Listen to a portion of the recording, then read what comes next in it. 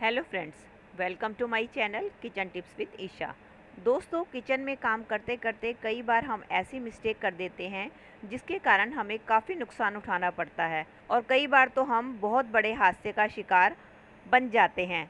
तो ये मिस्टेक्स कौन सी हैं जिन्हें हमेशा हमें अवॉइड करना चाहिए? चलिए देख लेते हैं आज की वीडियो में। बढ़ते हैं अगली मिस्टेक की तरफ। दोस्तों, हम अगली मिस्टेक ये करते हैं, जब भी हम डस्टबिन के अंदर अपना डस्ट डालते हैं, खासकर जब हम रैपर्स डालते हैं तो हम इस तरीके से इसके अंदर रैपर्स डालते रहते हैं, जिसके कारण हमारा डस्टबिन बहुत जल्दी भर जाता है और ज़रूरी हमें सामान जो डस्टबिन में डालना होता है वो हम इसके अंदर डाल नहीं पाते। तो उसके लिए मैं आपके लिए बहुत बढ़िया टिप शेयर करने वाली हूँ कि नेक्स्ट टाइम जब भी आप डस्टबिन में इस तरीके से रैपर को डालें तो आप इन पैकेट्स को आप पहले से एक अलग पॉलिथीन में डाल के रखें और जब आपको डस्टबिन में डालना हो तो सभी पैकेट्स को अच्छी तरीके से इकट्ठा करके उनको किसी भी पुराने, आपके पास इस तरीके के पॉली बैग हो गए ही पुराने से, उनसे आप इनको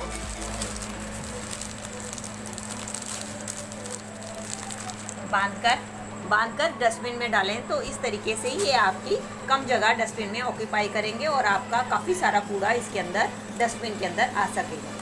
मोस्टली हम क्या करते हैं, जब भी हम अपने सिंक में दूसरे बर्तन डालते हैं उसके साथ ही हम अपने कांच के बर्तन भी इस तरीके से उसमें रख देते हैं, जिसके कारण हमारे कांच के बर्तन का टूटने का खतरा बना रहता है। इसलिए जब भी आप सिंक में बर्तन रखें तो अपने कांच के बर्तनों के लिए आप अलग से एक बास्केट बना लें और अपने कांच के बर्तन को आप उसके अंदर ही रखें। इससे क्या होगा कि आपके कांच के बर्तन टूटने से बचे रहेंगे। और जब भी आप अपने कांच के बर्तन को धोएं या वॉश करें तो उसके नीचे आप इस तरीके से एक टॉवल या मोटा कपड़ा जरूर बिछा के रखें। इसका ये फायदा होगा कि जब भी आप अपने बर्तन को धोएंगी तो उससे क्या होगा, अगर वो बाई चांस गलती से हमारे हाथ से छूट के गिरता भी है तो वो इस टॉवल के ऊपर गिरेगा, जिससे कि हमारे बर्तन जो है टूटने से बचे रहेंगे। जब भी हम अपने सिंक में बर्तनों को वॉश करें उससे पहले आप इस तरीके से अपने आगे कोई भी टॉवल या मोटा कपड़ा लगा लें, जिससे कि आपके बर्तन धोते वक्त जो पानी की छींटें उठती हैं वो आपके कपड़ों को गीला ना करे। इसलिए बर्तन साफ करते हुए इस तरीके का आप कोई भी नीचे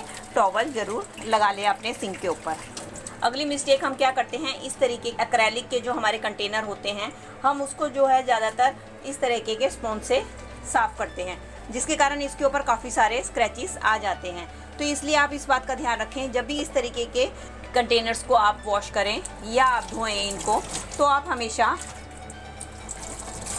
इस तरीके के सॉफ्ट स्पॉन्ज का ही इस्तेमाल करें। इससे क्या होता है कि इसके ऊपर स्क्रैचेस नहीं आते, क्योंकि मैंने गलती से इनके ऊपर स्क्रॉच ब्राइट से इनको धोआ, जिसके कारण आप देख सकते हैं कि इसके अंदर इस तरीके के स्क्रैचेस आने शुरू हो जाते हैं। इसलिए आप कभी भी इनको स्क्रॉच ब्राइट से ना धोकर एक सॉफ्ट स्पंज से ही इनको वॉश करें।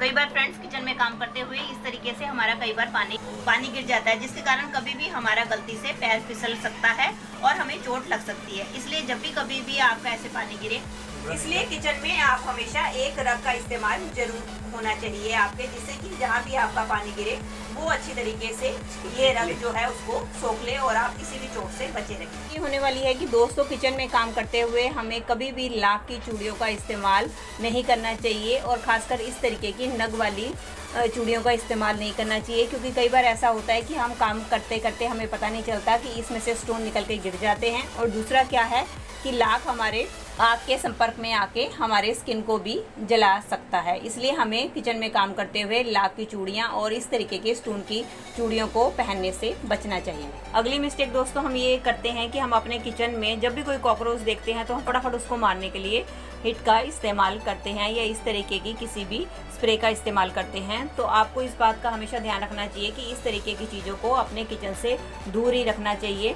कई बार ऐसा होता है कि हमारा गैस जल रहा होता है और अब हम इसका इस्तेमाल करते हैं तो ये हमारे किचन में आग पकड़ने का भी काम कर सकता है। इसलिए हमें ये मिस्टेक कभी भी करनी नहीं चाहिए और इस तरीके के स्प्रे को अपने किचन से दूर ही रखना चाहिए। चलिए फ्रेंड्स, मेरी अगली मिस्टेक होने वाली है कि इस तरीके के बड़े बड़े डिब्बों को हमें ऊपर की जगह नीचे की जगह रखनी चाहिए, क्योंकि ऊपर अगर हम इन बड़े बड़े या भारी डिब्बों को प्लेस करते हैं तो क्या होता है कि जब हम उसे ऊपर से कोई सामान हमें उतारना होता है तो गलती से कई बार उसका ढक्कन खुल जाता है तो सामान हमारे ऊपर गिर जाता है, या कई बार डब्बा ही हमारे हाथ से छूट जाता है और हमारे ऊपर वो गिर जाता है, जिसके कारण हमारा काफ़ी जिससे हमारा काफ़ी नुकसान हो सकता है और हमें चोट लग सकती है। इसलिए इस तरीके के भारी डिब्बों का आप हमेशा नीचे ही इस्तेमाल करें, उसको आप नीचे की साइड पे ही हमेशा रखें और किसी भी एक्सीडेंट से बचे रहें। जब हम बॉइल्ड चावल बनाते हैं अक्सर हम जो है प्लेट लगा के चावल को निकालते हैं। उससे क्या होता है, इसकी जो भाप निकलती है उससे हमारे हाथ सड़ने का डर लगा रहता है।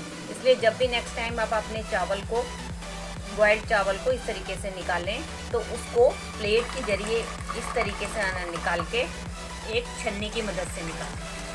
इससे क्या होगा, आपके हाथ सड़ने का डर नहीं रहेगा। दोस्तों, किचन में काम करते करते सबसे इम्पॉर्टेंट मिस्टेक हम ये करते हैं कि हम काम करते हुए मोबाइल चलाना शुरू कर देते हैं। आपको तो पता ही है कि मोबाइल चलाते जाते हम इतने बिजी हो जाते हैं, हमें पता ही नहीं चलता है और हमारा जो है कभी दूध उबल जाता है या कभी सब्जी सड़ जाती है। तो आप जब भी किचन में काम करें तो नेक्स्ट टाइम मोबाइल को अपने किचन से आप दूर ही रखें तो ज़्यादा बेहतर होगा। मेरी आज की वीडियो आई होप आपको अच्छी लगी हो। अगर आपको मेरी वीडियो अच्छी लगी हो तो प्लीज़ इसे लाइक करें और मेरे चैनल को सब्सक्राइब करके बेल आइकन को जरूर प्रेस कर दें, ताकि मैं जब भी कोई नई वीडियो अपलोड करूं तो उसका नोटिफिकेशन जल्द से जल्द आपको मिल सके। मिलती हूँ नई वीडियो के साथ। Till then take